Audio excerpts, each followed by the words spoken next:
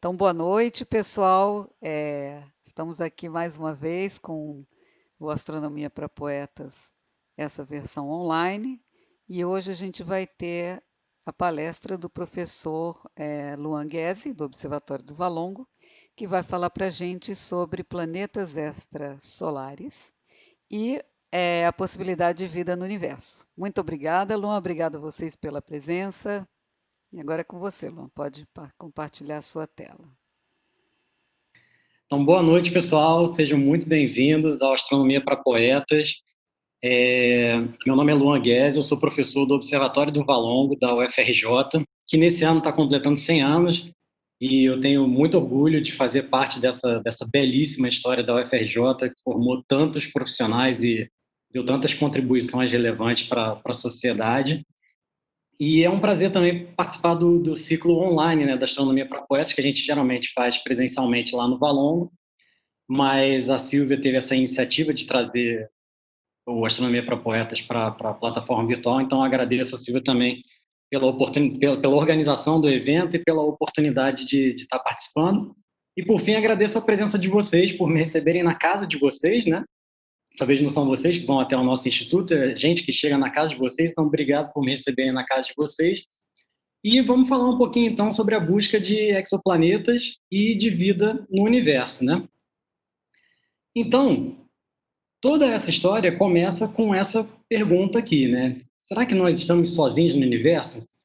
Essa parece uma pergunta bastante simples, mas na verdade ela é uma das perguntas mais antigas da história da humanidade, das mais instigantes e também uma das mais difíceis de serem respondidas. Ela é uma pergunta bastante complicada de ser respondida e durante muito tempo ela ficou mais muito no campo filosófico, mas agora a gente já tem as ferramentas necessárias para começar a buscar respostas cientificamente. E como é que a gente faz isso? A gente faz através da astrobiologia. Como essa é uma pergunta muito difícil, nós astrônomos não conseguimos dar conta sozinhos de buscar essa resposta. Então, além da astronomia, que vocês podem ver aqui, a gente precisa da ajuda da física, a gente precisa da ajuda do pessoal da química, a gente também precisa da ajuda do pessoal da biologia. Isso só para mencionar algumas áreas, mas a astrobiologia, na verdade, ela é muito multidisciplinar. Ela envolve várias outras áreas, então geologia, oceanografia, meteorologia, engenharia, até filosofia também, para discutir as questões de como seria encontrar vida, né? Então é uma área muito multidisciplinar e muito interessante de se trabalhar também, porque a gente tem contato com colegas de várias outras áreas. E qual é o objetivo final dessa colaboração super ambiciosa? O objetivo também é bastante ambicioso, que é estudar a origem, a evolução, a distribuição e o futuro da vida no universo. Não é só na Terra, é no universo todo. Então, é um objetivo muito ambicioso e que é abordado através da astrobiologia. E como é que a astrobiologia começa? Obviamente, a gente começa procurando vida perto de casa, perto da Terra, né? E a gente olha também o sistema solar. Só que o sistema solar não vai ser o foco dessa palestra, mas só para deixar aqui um gostinho para vocês, quais são os locais mais prováveis para a gente procurar vida no sistema solar? Tem Marte, um super clássico, todo mundo já ouviu falar Marte, possibilidade de existência de água em Marte, água líquida, possibilidade de existir vida em Marte também no passado. Tem Europa, que é uma lua de Júpiter, que tem uma superfície congelada, mas possivelmente tem um oceano de água líquida abaixo da superfície. Tem Titã, que é uma lua de Saturno, é um lugar bastante interessante para a gente procurar formas alternativas de vida por conta da química que tem lá. Parece que ela favoreceria talvez formas de vida que não são exatamente iguais aqui às da Terra, né? Então, é um local muito interessante para a gente tentar expandir o nosso entendimento sobre a vida. E, por fim, Encélado também é um local bastante interessante para a vida, uma lua de Saturno, muito parecida com a Europa. Tem em termos da probabilidade de vida. Tem uma superfície congelada e um oceano de água líquida logo abaixo dessa superfície, dessa camada de gelo, e pode ter formas de vida parecidas com a nossa nesse oceano de água líquida. Então, isso é o que a gente sabe para o sistema solar, são os locais mais prováveis para a busca de vida hoje em dia. Só que nessa palestra, eu vou focar na busca fora do sistema solar. E aí, para isso, a gente fala dos exoplanetas. O que são esses exoplanetas? Exoplanetas, simplesmente, numa definição bastante acessível, bastante simples, é um planeta que está fora do sistema solar. Ou seja, é um planeta que gira ao redor de uma estrela que não é o Sol. E aí, aqui no sistema solar, a gente tem toda aquela questão da discussão, né? Como classificar planeta, né? Plutão deixou de ser planeta e virou planeta não. Só que isso vale aqui no sistema solar, só que para os exoplanetas a gente não consegue observar esses sistemas planetários num grau de detalhes igual ao do sistema solar. Então a gente não consegue aplicar esse mesmo critério de limpar a vizinhança orbital, né? O planeta limpar gravitacionalmente a sua vizinhança, né? Como a gente aplica no sistema solar. Então, para definir um objeto como exoplaneta, a gente usa simplesmente esse critério aqui, que é a massa de até 13 vezes a massa de Júpiter.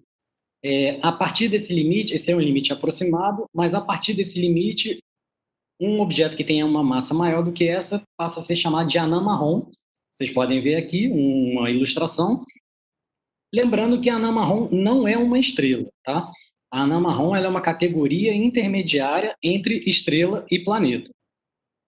Então, agora já sabemos o que são os exoplanetas e agora vamos falar sobre como procurar esses exoplanetas. O que não é uma tarefa nem um pouco fácil. E aí eu uso essa ilustração aqui desse farol justamente para mostrar para vocês o quão difícil é achar um exoplaneta. As estrelas têm um brilho muito maior do que o dos planetas. A luz que é refletida pelo planeta ela é bilhões de vezes mais fraca do que a luz que é emitida pela estrela. Então, basicamente, o planeta fica perdido ali no brilho da estrela. Então, vou passar aqui o slide para vocês verem.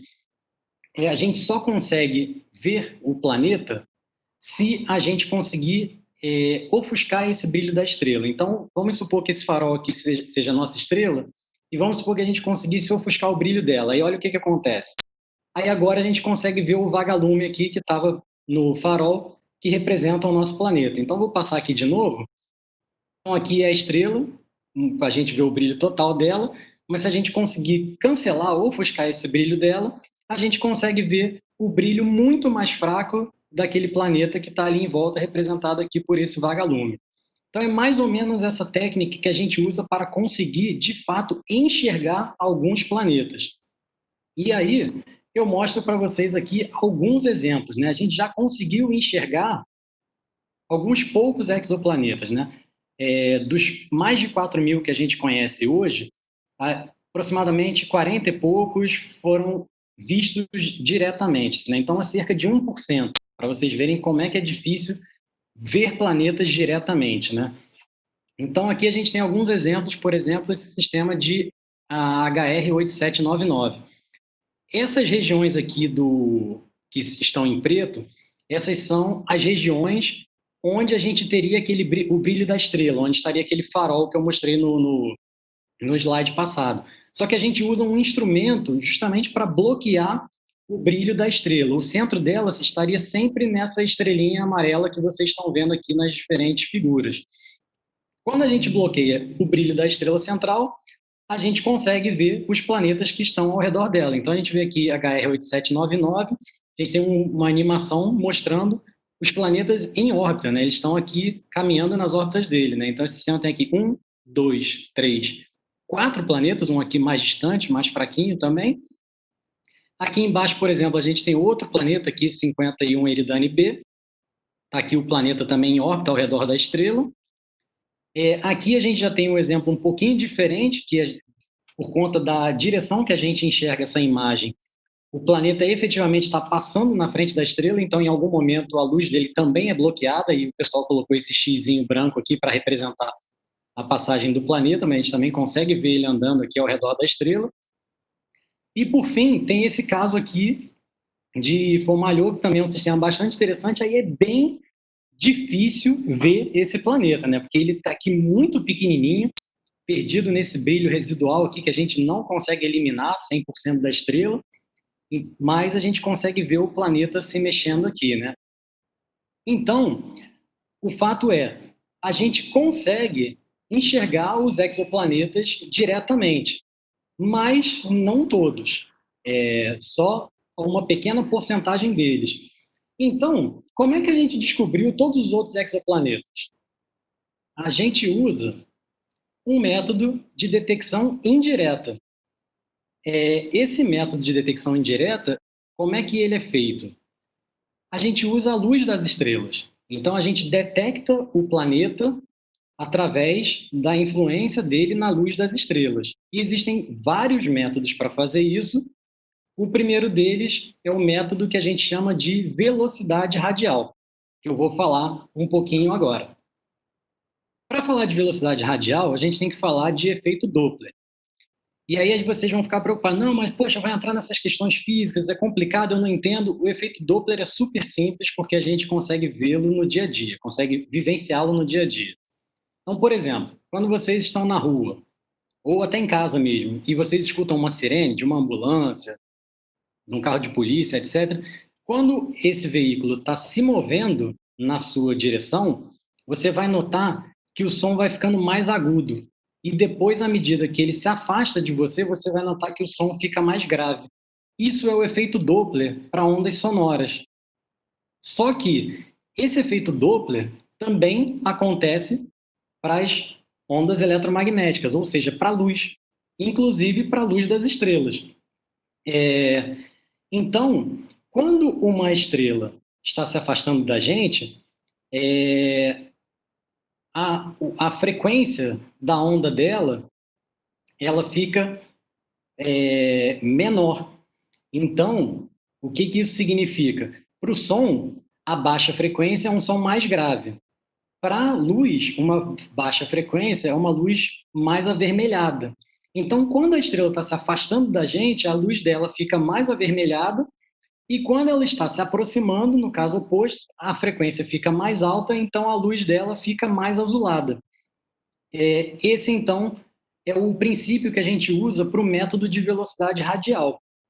E isso fica bem claro nesse vídeo que eu vou mostrar aqui para vocês, aqui no slide em seguida, que detalha esse efeito da velocidade radial na luz das estrelas. Então vamos ver aqui o vídeo. Aqui nesse vídeo, a gente tem a estrela aqui no centro, esse ponto, esse círculo aqui mais brilhante, e o planeta em órbita ao redor dela. O planeta está girando ao redor da estrela porque ele é atraído gravitacionalmente por ela. Mas a estrela também é atraída gravitacionalmente pelo planeta e deixa eu colocar aqui em loop, né, para ficar repetindo. Então, a estrela também é atraída gravitacionalmente pelo planeta e ela se mexe um pouquinho. É claro que aqui nesse vídeo está bastante exagerado o movimento dela, só para efeitos didáticos, mas ela se mexe um pouquinho. Então, o que acontece? No que ela se mexe, ela está se afastando da gente aqui e agora ela vai começar a se aproximar da gente. Então, vai acontecer aquele efeito Doppler que eu falei. Quando a gente olha para uma estrela e a gente pega a luz dela e divide, passa ela por um prisma e divide nos diferentes comprimentos de onda, ou nas diferentes cores, a gente vê algo desse tipo aqui, né? A gente vê as cores, como vocês estão enxergando aqui, mas a gente também vê essas linhas pretas. Essas linhas pretas dizem para a gente que existem átomos ou moléculas de elementos químicos nas atmosferas das estrelas, e esses átomos eles estão absorvendo a luz em determinadas cores ou em determinados comprimentos de onda. Então, cada átomo de cada elemento pode absorver a luz em diferentes cores. E aí isso vai gerar essas linhas escuras aqui, que é como se fosse um código de barra da estrela, né? Cada estrela tem um espectro, ou esse código de barra, que a gente está chamando único. Então, cada estrela vai ter um tipo de espectro diferente, e a gente pode analisar esse espectro para buscar esse deslocamento Doppler. Então, a gente vê aqui, ó, que essas linhas, quando a estrela está se afastando, elas estão se deslocando mais para o lado vermelho. Agora, quando a estrela vai começar a se aproximar da gente, elas estão se deslocando mais para o lado azul. Então, quando a gente mede esse bamboleio das linhas no espectro da estrela, a gente consegue inferir a presença de um planeta ao redor dela. Então, a gente sabe que tem um planeta ali ao redor dela, causando essa variação na posição das linhas. Então, a gente consegue detectar o planeta indiretamente através da luz das estrelas. Esse foi um dos métodos. Agora, a gente tem outros métodos de detecção indireta e, novamente, a gente usa a luz das estrelas e, só que dessa vez, a gente tem o método de trânsito. E como é que a gente sabe que esses trânsitos acontecem? Muito simples. Eles acontecem, por exemplo, aqui no sistema solar. A gente tem uma imagem aqui de 2012, que esse aqui é o Sol, e aqui é uma sequência de fotos tirada em diferentes momentos com Vênus, que é essa bolinha preta aqui, passando na frente do Sol. Então, isso aqui é um trânsito de um planeta passando em frente à estrela. Então, a gente pode usar esse método para detectar planetas. E aqui, só mostrando outro exemplo para vocês, em 2019, ano passado, a gente teve esse trânsito de Mercúrio aqui. Como Mercúrio é menor que Vênus, ele passa aqui na frente do Sol, um círculo preto um pouquinho menor, mas isso também aconteceu para Mercúrio no ano passado. Então, a gente sabe que isso acontece no sistema solar. E aí, como é que isso é feito na prática, né? Aí eu vou mostrar alguns vídeos para vocês com alguns exemplos, né? Então, a gente tem aqui, a gente está medindo o brilho da estrela aqui nesse gráfico em função do tempo, né? Então, a gente vai vendo que a estrela está aqui, o planeta está vindo, quando ele entra na frente dela, ele bloqueia parte da luz da estrela. E aí, quando ele bloqueia parte da luz da estrela, a gente consegue medir essa diminuição do brilho da estrela. Então, a gente consegue inferir a passagem desse planeta na frente da estrela. Esse é um caso. Agora, vamos supor que nós tenhamos a mesma estrela e planetas diferentes. A gente vai ver que o planeta maior, que é esse azulado, ele vai causar uma diminuição de brilho na estrela, que também é maior, aqui como vocês podem ver na esquerda, do que o planetinha menor. Então, a gente consegue começar a determinar os tamanhos dos planetas através da variação do brilho das estrelas. Isso é um dado bem interessante, né? A gente consegue saber o tamanho dos planetas a partir desse método. E a gente também consegue detectar sistemas com muitos planetas. Então, por exemplo, aqui a gente tem um caso com 3 planetas, todos eles passando na frente da estrela. Então, a gente vê aqui, o primeiro vai entrar na frente, diminuiu bastante o brilho da estrela, aí agora ele saiu, o brilho voltou ao normal. Só que daqui a pouco o segundo planeta vai passar aqui na frente, caiu o brilho de novo e o terceiro entrou junto, caiu mais o brilho. Só que agora o segundo saiu de novo e o terceiro também saiu, então o brilho voltou ao normal. Então a gente consegue acompanhar as estrelas ao longo do tempo, a gente vai medindo o brilho delas e a partir daí a gente não só detecta o planeta ao redor dessas estrelas, como a gente também consegue determinar o tamanho deles. E aí, como resultado de todos esses métodos, ano passado foi lançado esse vídeo comemorativo aqui, quando houve a descoberta de 4 mil exoplanetas, né? Então aqui, esse vídeo vai mostrando a evolução ao longo do tempo, a gente vê o ano passando aqui em cima, e o número de planetas detectados, e essa aqui é a linha da Via Láctea. Então a gente está como se a gente estivesse vendo um mapa da nossa galáxia, e cada pontinho colorido aqui nesse vídeo corresponde a um planeta que foi encontrado ao longo do tempo. Aqui em cima a gente tem as cores também, mostrando o método que foi usado para detectar cada um desses planetas. Então, aquele que eu falei para vocês, velocidade radial, é esse mais rosinha aqui. O trânsito é mais um roxo, um lilás aqui meio azulado também. Então, a gente vê que a gente foi detectando muitos e muitos planetas ao longo do tempo. Vou até pausar aqui para mostrar para vocês que esse acúmulo aqui gigantesco de planetas detectados por trânsito é graças à missão Kepler, que detectou muitos e muitos planetas, né? Então a gente vai vendo aqui que com o passar do tempo a gente foi descobrindo muitos e muitos planetas e esse vídeo aqui vai parar em 4003, porque foi um vídeo comemorativo que foi feito no ano passado. Então eu vou pausar ele agora aqui para vocês conseguirem dar uma olhada, né? Quantos planetas a gente já conhece, já descobriu, né? Então, se a gente pegar esses 4 mil planetas que a gente tem e dividir pelo número de anos que a gente está trabalhando, né, a gente está conseguindo chegar numa média de quase um planeta descoberto por dia. Então, esse é um resultado fantástico para nós astrônomos que somos caçadores de planetas, né? Então, esse vídeo aqui é muito legal, que mostra todo o sucesso das nossas buscas por exoplanetas nos últimos anos.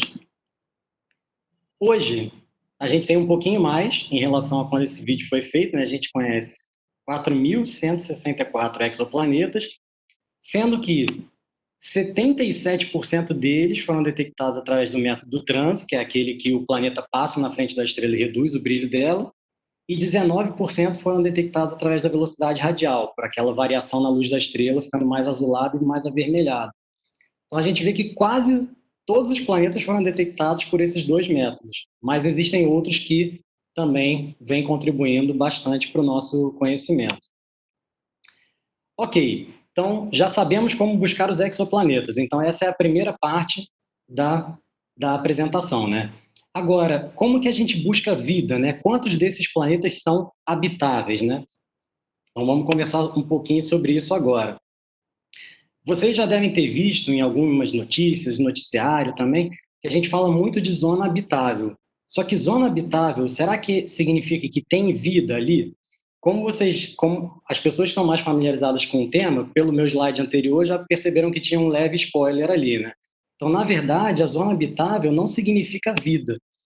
A zona habitável, ela significa que você pode ter água líquida na superfície do planeta. Então, o que acontece? Aqui, nesse sistema aqui do meio, a gente tem uma reprodução do sistema solar, que eu estou mostrando aqui no cursor para vocês. Quando você está muito perto da estrela, nessa zona vermelha, está muito quente para um planeta ter água líquida na superfície. Quando você está nessa zona azul aqui, já bem mais afastado, está muito frio para o planeta ter água líquida na superfície. Então, nessa zona verde aqui é a zona ideal, né, o que a gente chama de zona habitável. É uma região ao redor da estrela, na qual um planeta parecido com a Terra, mais ou menos, poderia ter água líquida na superfície dele. E por que a gente fala da água líquida? Porque para a vida, como a gente conhece, a água líquida é essencial. E essa zona habitável aqui, ela vale para o sistema solar, a Terra está dentro da zona habitável, Marte, dependendo dos cálculos, pode estar ou não, depende de como você define essa zona habitável. Vênus já esteve no passado, mas não está mais, porque essa zona habitável vai mudando com o tempo, e ela também varia de acordo com o tipo de estrela. Então, se a estrela é maior do que o Sol e mais quente, essa zona habitável vai estar mais distante, porque você vai ter a temperatura ideal em regiões mais afastadas da estrela. Se a estrela é menor, como no caso aqui de baixo, essa zona habitável vai estar mais perto da estrela. Então a gente vai analisando diferentes tipos de estrelas e os planetas delas para verificar se eles estão na chamada zona habitável ou não. E o que a gente já descobriu até hoje, né? Então a gente não conseguiu explorar a Via Láctea inteira, na verdade a gente só explorou uma região muito pequena da Via Láctea, porque as dimensões são muito grandes, mas com o que a gente já conhece, com aqueles 4.164 exoplanetas, a gente pode fazer umas estatísticas e prever quantos planetas podem ter na nossa Via Láctea. Então vamos lá. A Via Láctea, a gente estima que ela tem algo entre 100 e 400 bilhões de estrelas. Dessas estrelas, 20% são o que a gente diz que são de tipo solar, ou seja, elas são parecidas com o Sol. Dessas 20% de estrelas parecidas com o Sol, 22% delas possuem planetas parecidos com a Terra, localizados na zona habitável, ou seja, aqueles planetas que podem ter água líquida na superfície. Então, para vocês não terem o trabalho de fazer a conta, eu já boto o resultado aqui para vocês. Se a gente seguir por esse caminho aqui, é possível que a gente tenha entre 4 e 18 bilhões de planetas habitáveis na Via Láctea. Só que, como eu falei para vocês, outras estrelas também têm as zonas habitáveis delas. Então, a gente pode incluir, por exemplo, as anãs vermelhas, que correspondem a cerca de 75% das estrelas da nossa galáxia. Sendo que as estimativas atuais mostram que dessas anãs vermelhas, entre 16% e 24% podem possuir planetas parecidos com a Terra, também nas zonas habitáveis delas. Então, de novo, fazendo a conta, isso significaria algo entre 12 e 72 bilhões de planetas habitáveis. E se a gente juntar os números, isso significa que só a Via Láctea poderia ter algo entre 16 e 90 bilhões de planetas possivelmente habitáveis, ou seja, parecidos com a Terra e com água líquida na superfície. E não custa lembrar a vocês, aqui em cima, que a nossa galáxia é só uma dentre as bilhões ou trilhões de galáxias no universo. Então vocês veem que pode ter planeta pra caramba espalhado aí pelo universo e muitos planetas habitáveis, né? Então, as perspectivas de acharmos formas de vida são muito boas nesse sentido, né? E aí eu mostro para vocês alguns exemplos desses planetas habitáveis. Então, por exemplo, tem esse Kepler 452b, que a gente diz que ele é o primo da Terra. Por quê? Até hoje a gente não achou nenhum sistema planetário exatamente igual ao sistema Terra-Sol, ou seja, uma estrela exatamente igual ao Sol, um planeta exatamente igual à Terra, situado na mesma distância que a Terra está do Sol. A gente nunca achou um irmão gêmeo da Terra. Então a gente diz que a gente achou o primo até então. Por quê? Porque essa estrela, Kepler 452, ela é apenas 10% maior do que o Sol. O planeta Kepler 452b, ele é 60% maior do que a Terra, e ele está numa distância que o ano dele dura 385 dias em comparação com 365 dias aqui na Terra. Ou seja, ele também está na zona habitável da estrela dele. Então, apesar de a gente não ter achado uma Terra e um Sol exatamente iguais aos nossos até hoje, esse aqui é o sistema mais parecido possível. Lembrando, a gente conhece muitas estrelas parecidas com o Sol, a gente conhece muitos planetas parecidos com a Terra, mas a gente nunca conseguiu achar a junção do planeta parecido com a Terra ao redor de uma estrela parecida com o Sol, na mesma distância que a Terra está do Sol. Mas não desanimem, porque isso parece ser muito mais uma limitação técnica do que um efeito real por enquanto. Então, os próximos anos vão dizer aí se esse efeito é real ou se é só uma limitação técnica dos nossos instrumentos atuais. Então, seguindo para o próximo exemplo, nós temos esse sistema TRAPPIST-1, que é um sistema muito interessante, porque notem a comparação dele com o sistema solar. O sistema solar está aqui embaixo, a gente tem a Terra na zona habitável, Marte aqui na beirinha, talvez dentro, talvez fora, Mercúrio com certeza não, e a gente mostra aqui que esse sistema TRAPPIST, ele é tão compacto, tão pequenininho, que ele caberia todo dentro da órbita de Mercúrio se ele fosse colocado aqui no sistema solar.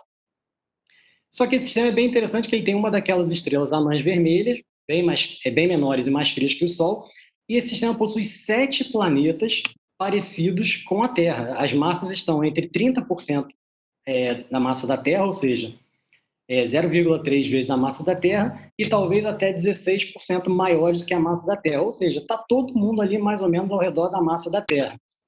E 3 deles, como vocês podem ver, estão localizados na zona habitável do sistema, ou seja, eles podem talvez ter água líquida. Então, um sistema muito interessante com esses 3 planetas aqui na zona habitável. Então, são bons candidatos também para estudarmos possíveis formas de vida fora da Terra, né? E, por fim, o último exemplo, Próxima B. Isso aqui é uma ilustração, a gente não tem fotos dos planetas, né? E por que Próxima B é interessante? Primeiro, Próxima B, esse planeta está ao redor da estrela mais próxima do Sol, ou seja, se a nossa vizinha mais próxima no universo, que é a estrela Próxima Centauri, que está localizada a 4,22 anos-luz, ela tem um planeta. Então isso é muito legal, que é uma loteria cósmica, né? A estrela mais perto da gente, mais perto do Sol, no caso, ela tem um planeta ao seu redor, né? Só para quem não está familiarizado, esses 4 anos-luz basicamente significam que, se a gente mandasse uma mensagem hoje para esse planeta, ela só chegaria lá em 2024, e se o pessoal recebesse a mensagem e respondesse instantaneamente, ela só chegaria de volta aqui em 2028. Então, para vocês terem uma ideia das distâncias envolvidas, isso é a estrela mais próxima da gente, mas ela tem um planeta. E ela não só tem um planeta, como a massa dele é bem parecida com a da Terra, é só 17% maior, e esse planeta está na zona habitável, ou seja, quais são as chances, né? A nossa vizinha mais próxima tem um planeta parecido com a Terra e que está na zona habitável. Então esse é um sistema muito interessante, porque como ele está pertinho, é mais fácil da gente estudar com as tecnologias atuais, então ele está sendo muito estudado e também vai continuar sendo estudado aí nos próximos anos, né? Então mais um exemplo de planeta habitável, né? Só que a gente está falando de planeta habitável, está falando de água líquida na superfície. Isso não significa que ele é habitado. Então, como é que a gente dá o próximo passo para saber se esses planetas têm vida ou não, né? Essa aqui seria a nossa expectativa. A gente gostaria de ver os ETs lá no planeta, a gente gostaria que eles viessem de naves espaciais e conversassem com a gente de forma pacífica, a gente jantasse junto e batesse em papo, a gente trocasse informações sobre como é o planeta deles e etc. Mas isso, na verdade, está muito longe.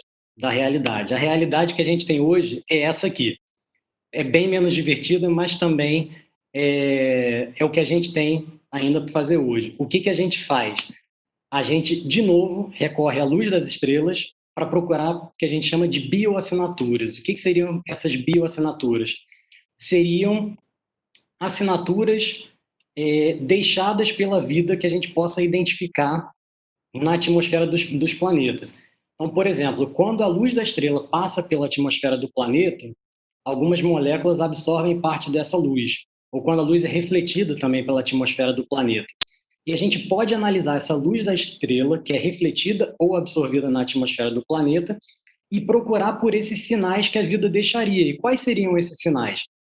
Então, por exemplo, isso aqui me diria isso aqui é um exemplo reproduzindo como a gente veria a Terra se a gente estivesse observando ela muito distante, né? Então, aqui a gente teria, por exemplo, o brilho da Terra e aqui embaixo os comprimentos de onda, né? As cores, né? Que a gente está observando. Então, por exemplo, aqui tem o óptico, tem o infravermelho, né? Então, por exemplo, no óptico, a gente poderia ver uma assinatura de oxigênio e ozônio, que é um indicativo da vida aqui na Terra, né? Com a medida que a gente vai saindo do óptico, indo para o infravermelho, a gente poderia ver algumas evidências da existência de plantas. Aqui mais para frente, no infravermelho, a gente poderia ver evidências de água na atmosfera, né? E depois, mais ainda para o infravermelho, a gente poderia ver dióxido de carbono, mas também pode ser de atividade vulcânica. Metano, que pode indicar a presença de seres vivos, mas também pode indicar atividade vulcânica. Então, a nossa realidade hoje é essa. A gente tem que olhar a luz das estrelas, que interage com a atmosfera do planeta, e procurar por essas assinaturas que talvez fossem deixadas pela vida. Então, é uma tarefa muito árdua, principalmente que a qualidade dos dados que a gente tem hoje ainda não é suficiente para a gente fazer essas detecções com muita certeza, mas é o que temos e já estamos trabalhando nisso, tentando entender o que a gente poderia ver para nos planejarmos para o futuro e desenvolvermos instrumentos para achar essas possíveis assinaturas de vida, né? Então, nesse sentido, a gente já, mesmo com as limitações que a gente já conseguiu achar algumas coisas.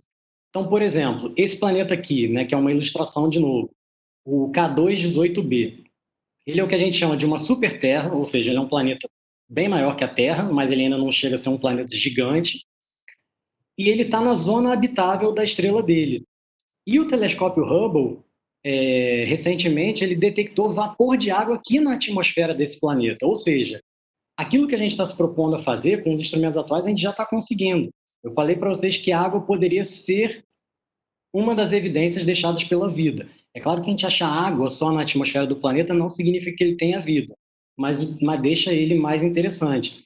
E o Hubble já detectou, por exemplo, nesse planeta. Então, existem outros casos de outros planetas que a gente detectou água ou outros elementos nas atmosferas, e a gente está fazendo esse trabalho de formiguinha, aguardando a futura geração dos telescópios, como, por exemplo, o James Webb Space Telescope, que é o sucessor do Hubble, e o James Webb, sim, vai ter uma precisão muito boa e ele vai permitir que a gente observe essas bioassinaturas, essas possíveis bioassinaturas de forma mais clara.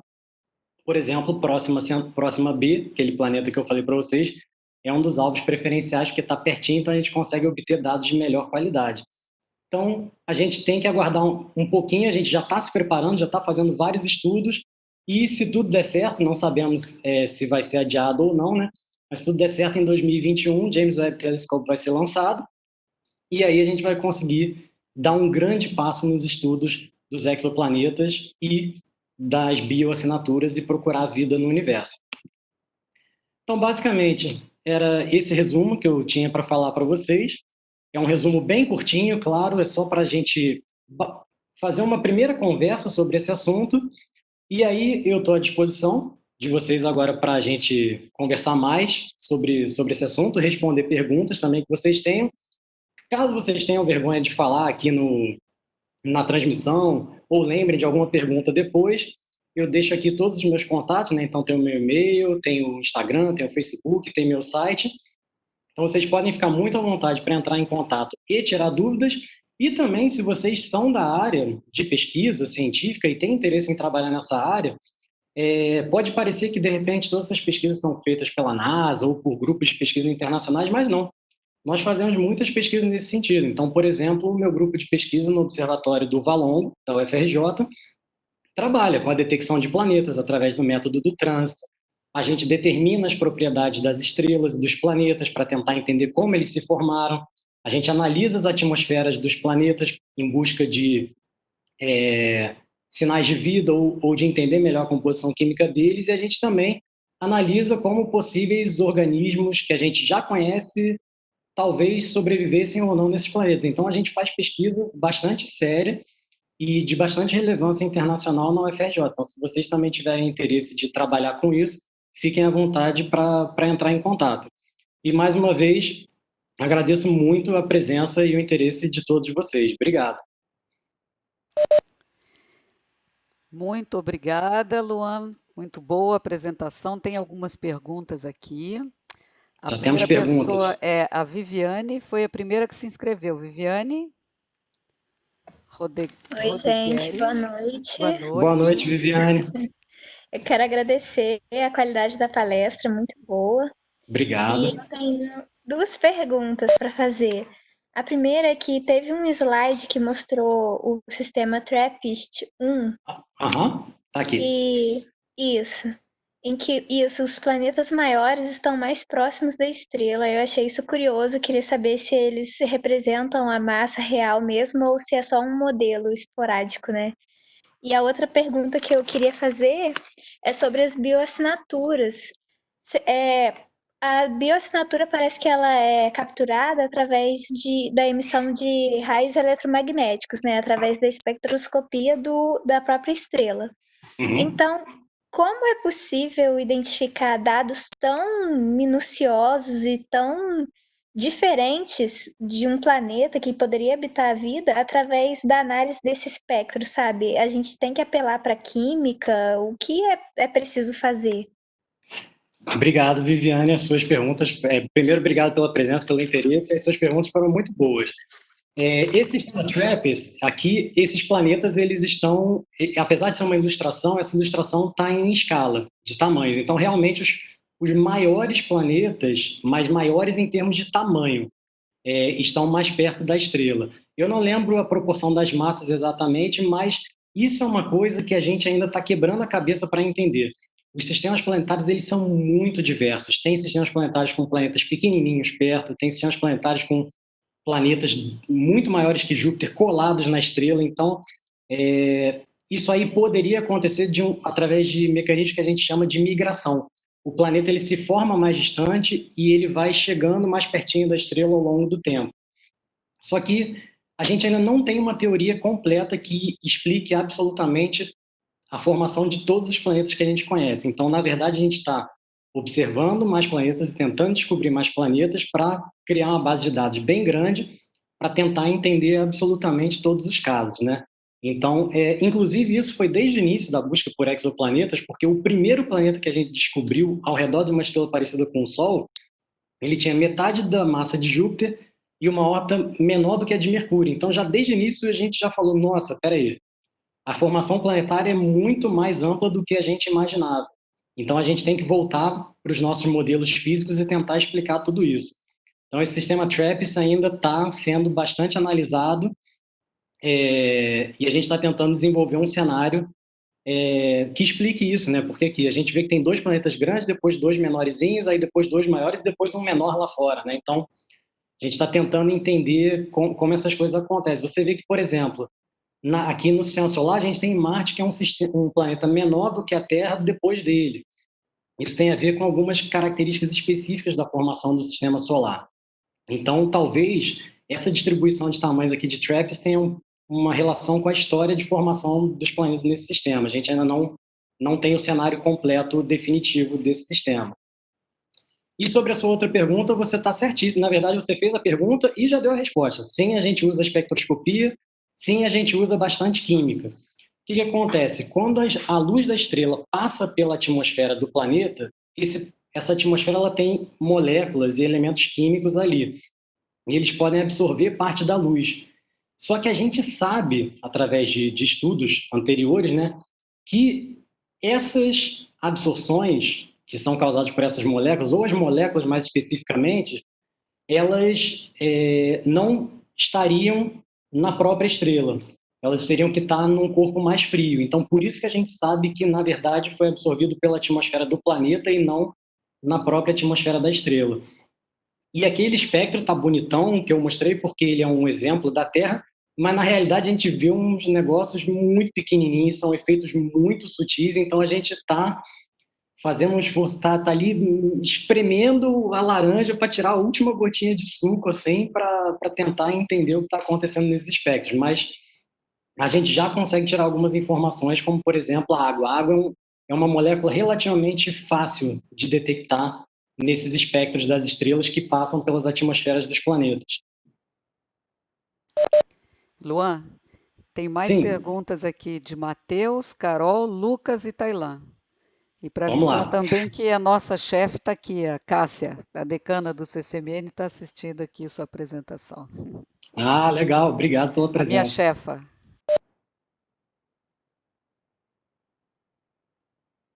Então Você vamos lá, prefere Matheus. Matheus, quais Ah, são suas perguntas? Pode falar aí, Matheus. Alô, Matheus? Tá me ouvindo? Acho que ele está tímido, Matheus. Oi, tô me ouvindo, não? Sim, sim, estou pode ouvindo. falar, Matheus. Quando você mostrou o slide do movimento de trânsito, do método de trânsito, Uhum, é como um gráfico que funciona em relação ao tempo. isso. Mas no gráfico, pensando dessa maneira, ele deveria cair um pouco mais gradativo, não? Ao invés de cair tudo de uma vez. Sim, na verdade, ó, tô gostando do público, que o público está fazendo as perguntas e respondendo para mim, então tá excelente. Matheus, você tem total razão. Esse gráfico aqui é um gráfico mais didático, vamos dizer assim, só para a gente ver como é que funciona, mas você tem total razão. A queda no iníciozinho, assim quando eu botei o vídeo aqui para reproduzir, quando o planeta encosta aqui na borda da estrela, a queda é mais gradativa, depois fica lá embaixo mesmo, e depois também a subida é gradativa. E, na verdade, tanto essa queda gradativa quanto o fundo lá, onde a diminuição de brilho é máxima, tem formas diferentes dependendo da estrela e do planeta. Então, na verdade, analisando a forma da variação do brilho, a gente também consegue tirar várias informações sobre a característica do planeta e sobre a órbita dele. Então, você tá certíssimo. Isso é só um gráfico mais didático mesmo. Mas na vida real, nem sempre as quedas de brilho são tão grandes, nem sempre os dados são tão bonitinhos e tem várias formas diferentes. Você tinha outra pergunta, Matheus? Ou era só essa mesmo? Matheus? Muito obrigado. Só essa. Então a próxima é a Carol, que tinha uma pergunta. Quer falar, Carol? Ou quer escrever? É essa pergunta aqui, como calcular a distância de um Carol tinha exoplaneta? perguntado, como calcular a distância de um exoplaneta para sua estrela? Isso. Então, vamos lá. Pegando o gancho aqui nas perguntas, o que o Matheus tinha perguntado, diferença de formação de uma anã vermelha e um Sol. Na É. verdade, não tem. A formação de estrelas, basicamente, seja do Sol, seja de estrelas menores ou maiores, ela segue basicamente uma mesma sequência que é aquela que é o colapso de uma nuvem de gás, uma nuvem molecular de gás que colapsa e forma a estrela. Mas não tem diferença entre a anã vermelha e o Sol. Tem diferença sim na formação de estrelas, seja ela anã vermelha ou Sol, e planetas e anãs marrons. Mas aí isso é papo para outra. A gente pode fazer um outro seminário sobre estrelas. A pergunta da Carol: como calcular a distância de um exoplaneta de sua estrela para saber se ele está ou não na zona habitável? Na verdade, tanto o método de velocidade radial quanto o método de trânsito, dependendo da análise que a gente, dependendo dos resultados que a gente faz, que a gente obtém na variação da luz da estrela, né, da velocidade da estrela, ou na variação de brilho, a gente consegue aplicar determinadas equações físicas que têm a ver com o movimento planetário e também com órbitas planetárias, para estimar o valor da distância do planeta até a estrela. Então, a gente conhece o tipo da estrela, a gente sabe mais ou menos onde está a zona habitável dela, e depois a gente calcula a distância do planeta até a estrela. A gente consegue determinar o tamanho da órbita dele, e a gente vê se está na zona habitável ou não. E aí aproveito o gancho aqui para pegar a pergunta do Lucas, qual o método mais simples de se aplicar e qual é o mais eficiente, né? Simples, eu diria que nenhum deles, porque todos eles dependem de análises muito cuidadosas, muito detalhadas. Às vezes a gente acha uns falsos positivos, a gente acha que é planeta e não era, é alguma outra coisa, às vezes é erro nos dados, às vezes são outros fenômenos astrofísicos. Então, simples não tem, assim, eu diria que o conceito mais simples é o do trânsito, que é o planeta passar na frente da estrela e bloquear a parte da luz.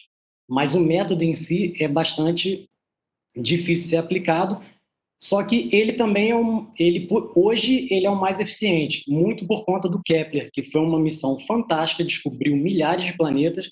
Então, o trânsito hoje ele é o nosso método mais eficiente, sendo responsável pela descoberta de cerca de 77% de todos os planetas conhecidos. E aqui tem a sequência, né? Como se faz para determinar se ele está ou não dentro da zona habitável. Então, foi mais ou menos a mesma coisa que eu respondi para a Carol Santiago, né? A gente calcula a distância do planeta, a gente conhece a estrela, determina onde está a zona habitável dela, a partir das propriedades dela, do quanto de energia ela emite. Quando detecta o planeta, consegue calcular a distância do planeta até a estrela, e aí a gente simplesmente vê se o planeta está dentro dessa zona habitável ou não. Também é um cálculo bem complexo, porque o cálculo dessa zona habitável depende de vários fatores também. Por exemplo, se o planeta tem atmosfera, se ele tem nuvens. Então, tem vários detalhes aí envolvidos, mas dá para a gente ter uma estimativa bem preliminar, assim, se ele está na zona habitável ou não. Aí estou vendo aqui as próximas, né? Ok, deixa eu ver aqui, que o pessoal vai digitando, aí vai... O Tailan tinha levantado a mão, mas não escreveu a pergunta dele. Deixa eu ver aqui. Ele só levantou. A química é linda, sim, Cássia, a química é linda, e eu também sou suspeito, porque minha mãe é química, então sempre eu cresci sempre admirando muito a química e gosto muito de trabalhar com isso também. Parabéns, viu, Luan? Foi muito boa a palestra, eu aprendi muito. Tá? Obrigado, Cássia. Eu sou suspeita, né? A Silvia sabe que... Mas é super importante a parte de espectroscopia, né? Para a gente detectar as moléculas.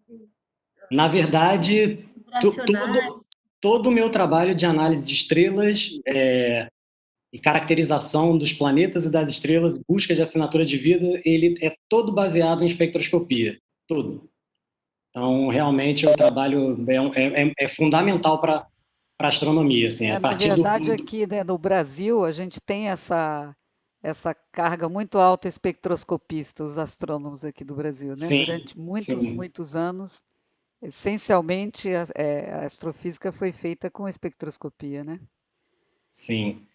Aqui, ó, temos uma outra pergunta. Quantos planetas existem no sistema de Próxima Centauri? Até hoje, conhecemos um. Foi confirmado recentemente com dados de altíssima precisão de um novo espectrógrafo chamado Expresso. Então, ele foi confirmado. Tinha muita gente que colocava em dúvida a existência desse planeta. E tem sugestões que talvez exista um segundo planeta nesse sistema aí, mas esse ainda precisa de confirmação. Então, assim, confirmados, Úrsula, só temos um planeta ao redor de Próxima Centauri. Aí tem outra do Marcelo, o método mais eficiente. Marcelo. Ok. Qual seria o método mais eficiente para detectar um exoplaneta mais distante da estrela? Isso aí é uma questão que a gente tem que lidar, porque esses métodos que eu falei, tanto velocidade radial quanto trânsito, eles têm preferência por detectar planetas mais próximos das estrelas. Um método que, na verdade, ele é favorecido pela distância da estrela, entre a estrela e o planeta, é o método que eu falei da imagem direta. Porque aí, quanto mais distante o planeta está da estrela, mais fácil é de você separar o brilho do planeta do brilho da estrela. Então, esse método, por exemplo, da imagem direta, ele é beneficiado por planeta, ele beneficia a detecção de planetas mais distantes da estrela.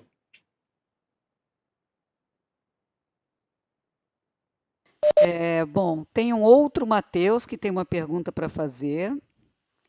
Tinha o Tailan que levantou a mão. Eu estou Depois, seguindo aqui. mas o Matheus não escreveu, ele só falou que tem uma pergunta. Tailan, Matheus, o outro Deixa eu ver Matheus. aqui. Ó, eu vi aqui uma da Inês. Vamos ver aqui. Tem uma pergunta. Deixa eu ver se eu consigo parar aqui. Comecei a estudar informalmente sobre o assunto, fiz uma estatística e notei que aproximadamente 40% dos exoplanetas têm um período orbital de até 10 dias. Tem alguma explicação para isso? Sim. Foi exatamente isso que eu acabei de falar. Os nossos métodos de detecção, eles funcionam melhor para planetas que estão mais próximos das estrelas. É mais fácil achar esses planetas mais próximos das estrelas, seja porque, no caso da velocidade radial, o efeito da gravidade é maior, então a gente consegue ver mais facilmente o efeito da gravidade do planeta na estrela, ou seja porque ele passa mais vezes na frente da estrela, então a gente tem vários eventos de trânsito, então é mais fácil de achar. Por exemplo, se a gente vê um trânsito a cada 5 anos, a chance da gente olhar para aquela estrela e ver o planeta passando em frente é muito pequena, mas se o planeta passa em frente à estrela todo dia, então a chance da gente detectar esse planeta é bem alta. Então, na verdade, a gente ainda não pode fazer uma afirmação muito clara sobre os períodos dos exoplanetas, porque os nossos métodos ainda têm esse viés aí de detectar planetas maiores e ou mais próximos das estrelas. Então, a gente ainda tem que tomar um cuidado quando a gente faz esse tipo de estatística, né? Então, sempre quando a gente faz nossas pesquisas, a gente leva essas limitações em conta. Vamos ver aqui, tem o Jadson logo depois. Possíveis atividades de formas de vida das quais não conhecemos. Jadson, essa é uma pergunta bem complicada, porque, na verdade, a gente está tentando fazer uma coisa que é bem difícil. A gente está tentando buscar fazer uma estatística da vida no universo a partir de um exemplo, que é o nosso. É o único local do universo onde a gente sabe com certeza que a vida surgiu. Então, a gente começa pelo mais fácil, a gente começa procurando assinaturas das formas de vida que a gente conhece. Mas tem duas questões aí. O próprio planeta Terra surpreende a gente todos os dias com os extremófilos, a gente vai vendo que os limites da vida são muito maiores do que os que a gente achava.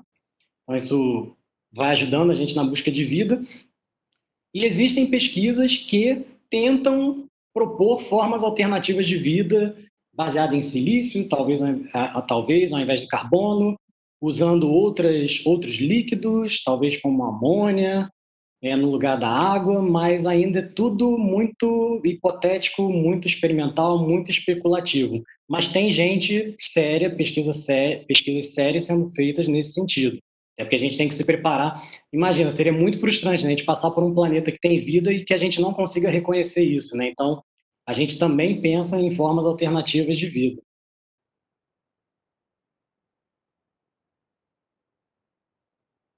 Tem Camila. Camila Ferrari, vamos ver aqui. Como é que é possível saber se existe mais de um planeta fazendo sombra? Por exemplo, se a Horta oscilar e o planeta passar mais embaixo, só pela sombra não dá para saber se esse planeta é o mesmo em cima, antes ou se é outro. Sim, é possível porque cada planeta, dependendo do tamanho dele e dependendo da órbita dele, ele vai deixar um tipo de assinatura diferente no brilho da estrela. Então, isso tem a ver com esse caso aqui que eu mostrei, que eu estou mostrando de novo aqui nesse vídeo, né? Então, no caso aqui, os planetas estão alinhadinhos, mas... e aí, o que acontece? Por exemplo, tem esse planetão aqui que é o maior, que ele causa a maior variação de brilho. Aí depois vem um planeta um pouquinho menor, que causa uma variação um pouco menor de brilho. Só que aí soma com a do outro, aí vai lá embaixo. Aí depois o segundo sai e volta, e o terceiro sai e volta também.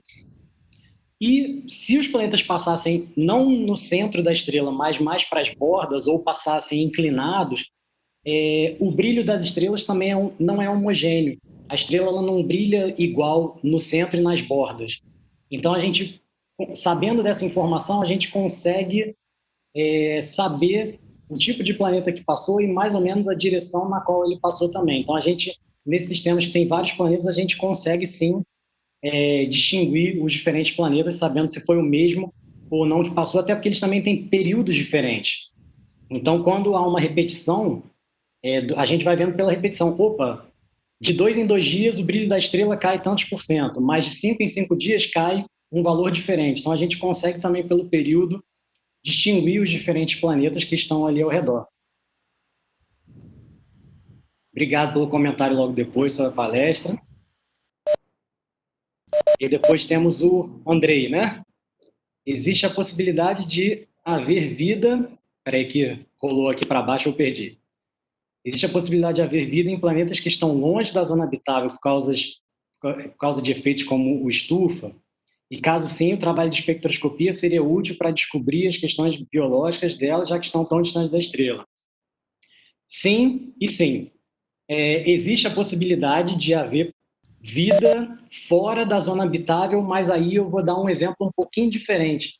Vou dar um exemplo do nosso próprio sistema solar. As luas de Júpiter e Saturno, né? Júpiter e Saturno não estão nas zonas habitáveis, mas eles têm luas ao redor deles que podem ter oceanos de água líquida embaixo da camada de gelo da superfície e que são os locais mais promissores para a gente achar vida aqui no sistema solar.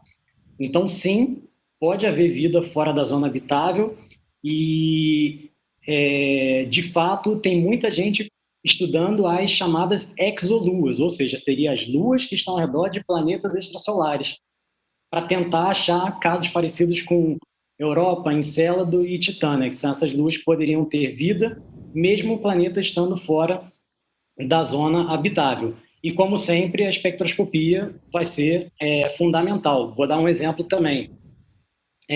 No caso de...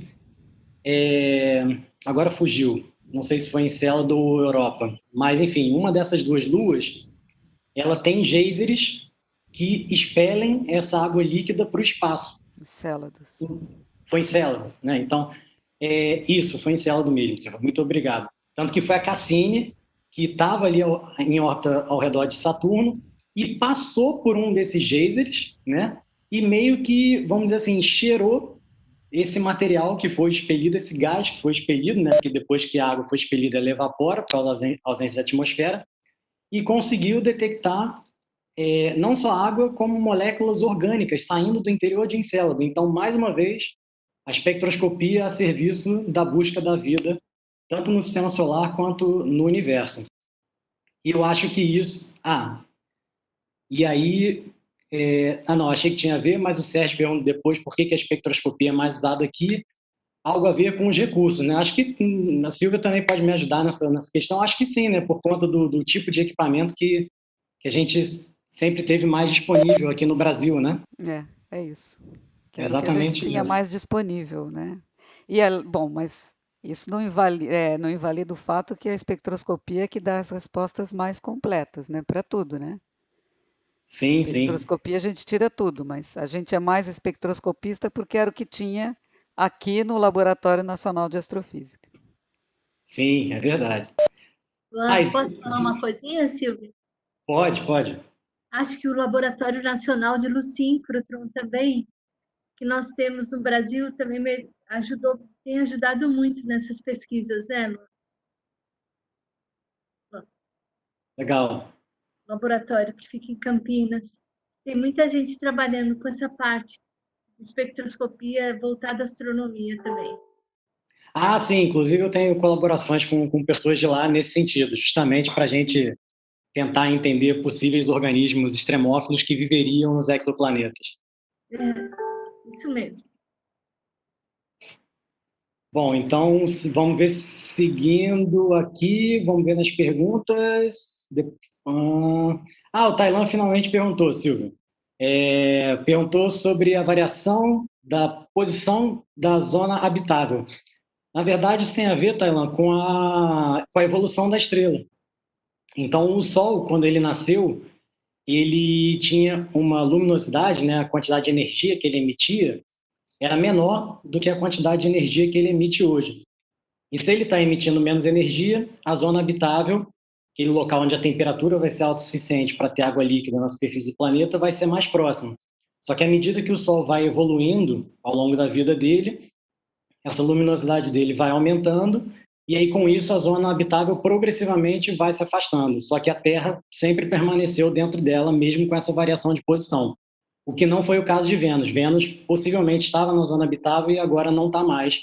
É por isso, inclusive é um dos motivos pelos quais Vênus é tão quente, e um dos planetas mais quentes, é o planeta mais quente do sistema solar, inclusive, né? O Matheus disse que a pergunta já foi respondida, o Marcelo disse que entendeu, que bom. A Julie quer saber da engenharia. Julie, essencial. Na verdade, todos esses equipamentos fantásticos que eu falei que a gente usa, por exemplo, o Hubble, o James Webb, os telescópios, os espectrógrafos, tudo isso depende dos nossos queridos engenheiros que nos ajudam a projetar e a construir todos esses instrumentos. Então, na verdade, a engenharia ela é fundamental para a astronomia, principalmente para desenvolver, e até as sondas que a gente envia para outros planetas, né? Então, na verdade, a forma mais comum de trabalhar com astronomia seria você se envolver com a astronomia, com a engenharia aeroespacial, para trabalhar nessa questão de produção de componentes, seja para sondas, para naves, para telescópios, ou se você se você seguir pela astronomia, você pode ir encaminhando para uma área que a gente chama de instrumentação, né? São pessoas que são mais voltadas para ver quais são os problemas atuais que a gente tem e pensar nos equipamentos que poderiam ser usados para resolver esses problemas. Então, a colaboração com a engenharia não só é bem-vinda, como ela é essencial para esses avanços astronômicos que a gente tem feito nos últimos anos.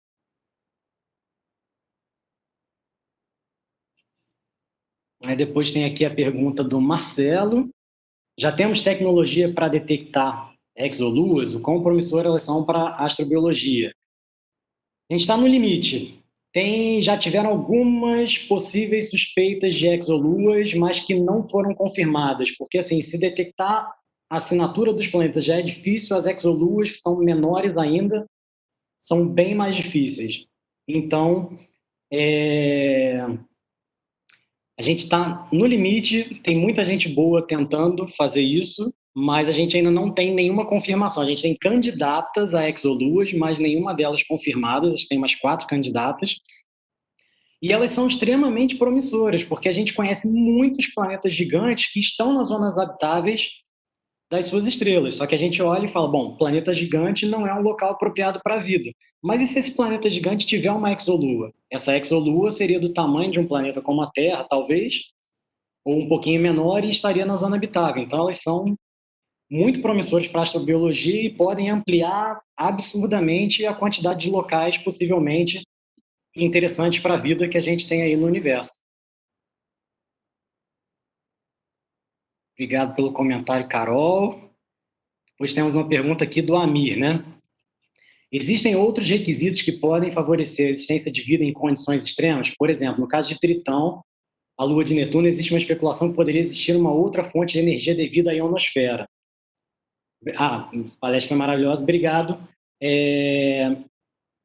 Amir, na verdade, a gente trabalha com o cenário mais amplo possível, né? O que a gente diz que são os requisitos para a vida? Se a gente for botar lá no basicão, assim, né? Tipo, o mais básico, o que a vida precisa? Fonte de energia, a vida como a gente conhece, lembrando. Água líquida e alguns elementos químicos essenciais que a gente chama de chomps, né? O carbono, hidrogênio, oxigênio, nitrogênio, fósforo e enxofre. Esses elementos químicos estão amplamente distribuídos no universo, não existe nenhuma localização preferencial que tenha mais ou menos e que favorecesse a vida. Fontes de energia também parecem ser abundantes. Você tem as estrelas, às vezes você tem o que a gente chama que é o aquecimento de maré nas luas dos planetas gigantes, né? Então isso poderia fazer com que o interior de uma lua, por exemplo, no caso Tritão, ela fosse aquecida, né? Tritão eu não sei se tem esse aquecimento de maré, mas, por exemplo, nas luas de Júpiter e Saturno você observa esse efeito. Então isso geraria uma fonte de energia. Então, na verdade, o grande limitador é a água. Por isso que a gente busca bastante a água. Então, assim, esses são os 3 requisitos básicos que favorecem, que são essenciais para a gente observar a vida. Agora, então, fonte de energia pode ser tanto a estrela, mas também pode ser fontes internas do planeta ou da Lua. Agora, esse caso de Tritão específico da ionosfera, eu vou ficar te devendo. Se você puder, me manda uma mensagem, seja por e-mail ou nas redes sociais, me lembrando que eu vou procurar isso, e te respondo depois. Que essa questão da energia na ionosfera, eu não, em Tritão especificamente, no caso de Tritão especificamente, eu não estou familiarizado, mas eu posso te responder depois. Vamos ver aqui, processo de descobrimento de exoluas. Exoluas são bem difíceis de descobrir porque, basicamente, como é que a gente vê a exolua? Seria as mesmas assinaturas do planeta, só que muito menor.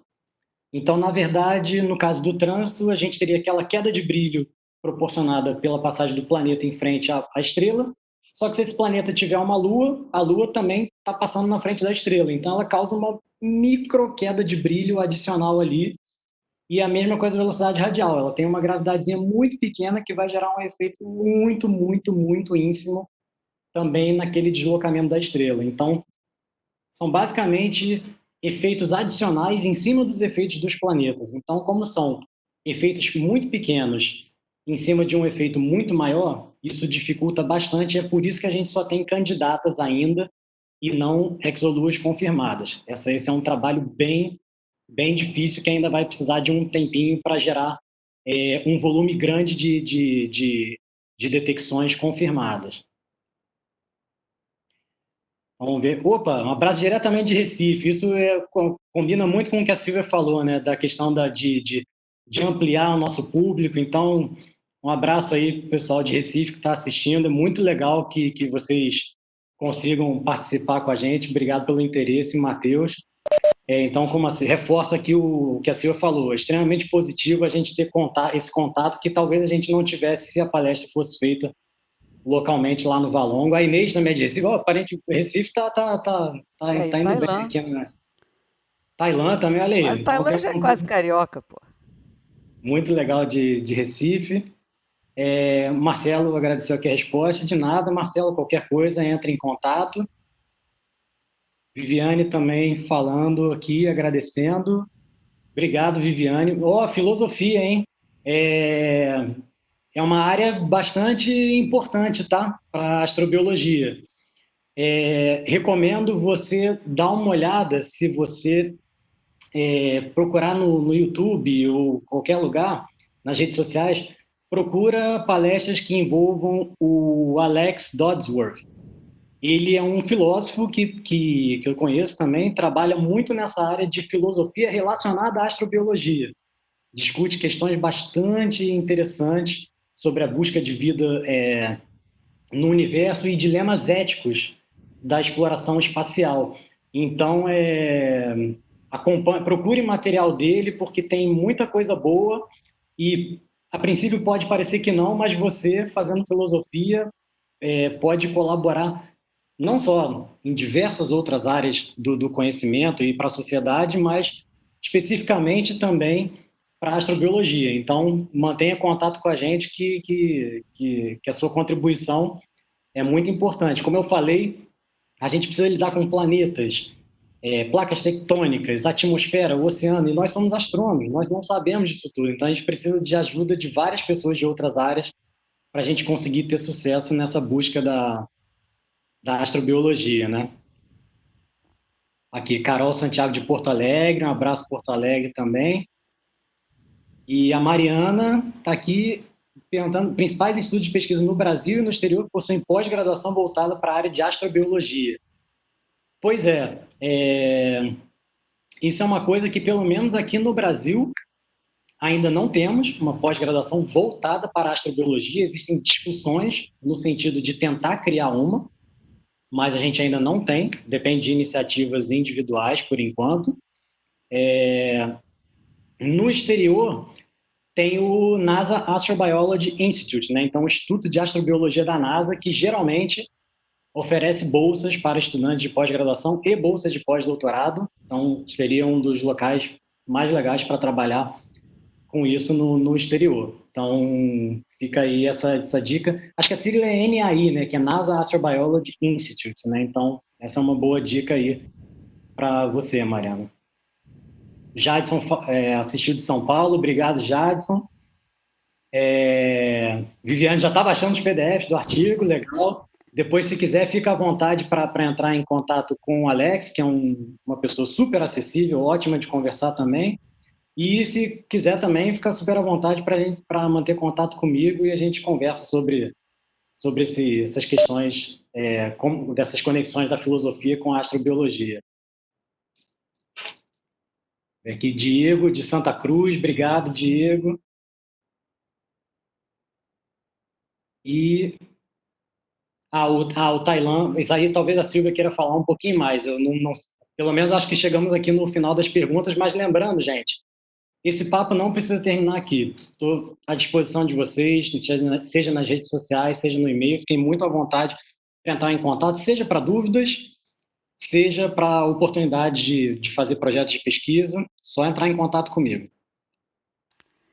E obrigado Pessoal, mais uma vez pela presença de todos. Agradecer, Luan, agradecer vocês. Quase posso dizer do Oipoque ao Chuí, né? Mas teve gente de vários lugares, e isso é legal. Eu gosto muito das coisas ao vivo, né? Eu prefiro ao vivo. Mas o fato da gente fazer dessa maneira, a gente atinge outros lugares, né? Que a gente não atingiria no ao vivo. Então, isso é um consolo para mim. Tailã, que trabalha lá, ele é estudante do observatório e trabalha em outras atividades de extensão, está até me dando uma ajuda aqui nesse projeto também. Está avisando que o Valongo está trabalhando para tentar realizar a transmissão da Semana dos Planetas Gigantes online. Então, para vocês seguirem as nossas mídias, tá? Do Observatório do Valongo. Então, seguir o Facebook do Valongo, Twitter, Instagram, que a gente vai deixando vocês atualizados, tá bom? Então, mais uma vez, muito obrigada, Luan, pela sua apresentação. Eu que agradeço, Silvio. Foi muito legal participar da Astronomia para Poetas Online. Parabéns pela iniciativa. Obrigada a vocês todos que assistiram. E a próxima vai ser a Diana, professora Diana. E não percam, então, tá, gente? Então, um beijo. Fiquem em casa, se puderem, se cuidem. E até a semana que vem. Beijo para todo mundo. Tchau, Luan. Tchau, pessoal. Boa noite. Obrigado pela presença.